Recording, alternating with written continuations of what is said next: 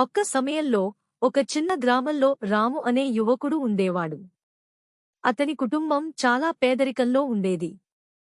రాముకు చదువు చెప్పించే సదుపాయం లేకపోయింది, కాని అతనికి కష్టపడి పనిచేసే స్వభావం ఉండేది. అతను తన కుటుంబానికి ఆదాయం సంపాదించడానికి చిన్న పనులు చేస్తూ ఉండేవాడు. ఒకరోజు రాము తన గ్రామంలో ఉన్న చిన్న దుకాణం నుండి కొన్ని వస్తువులు కొని వాటిని పక్క గ్రామాల్లో విక్రయించడం ప్రారంభించాడు.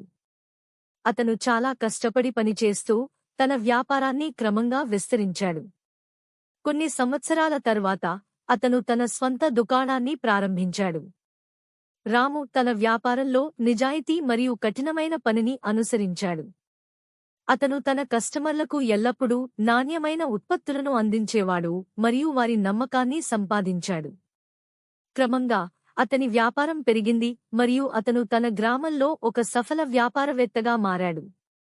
రాము యొక్క కథ అనేక మందికి ప్రేరణను ఇచ్చింది. అతను తన కష్టపడి పనిచేసే స్వభావం, నిజాయితీ మరియు ధైర్యంతో తన లక్ష్యాలను సాధించాడు. అతని విజయం చూసి అనేక యువకులు తమ స్వంత వ్యాపారాలను ప్రారంభించడానికి ప్రేరణ పొందారు. రాము యొక్క విజయం యొక్క రహస్యం ఏమిటంటే, అతను ఎప్పుడూ తన కలలను వదులుకోలేదు మరియు ఎల్లప్పుడూ కష్టపడి పనిచేస్తూ ఉండేవాడు. అతను తన జీవితంలో ఎదుర్కొన్న సవాళ్లను ధైర్యంగా ఎదుర్కొన్నాడు మరియు తన లక్ష్యాలను సాధించాడు. ఈ కథ మనకు చెబుతుంది, కష్టపడి పనిచేస్తే, నిజాయితీగా మరియు ధైర్యంగా ఉంటే మనం మన లక్ష్యాలను సాధించవచ్చు. రాము వలె మనం కూడా మన కలలను సాకారం చేసుకోవచ్చు మరియు విజయం సాధించవచ్చు.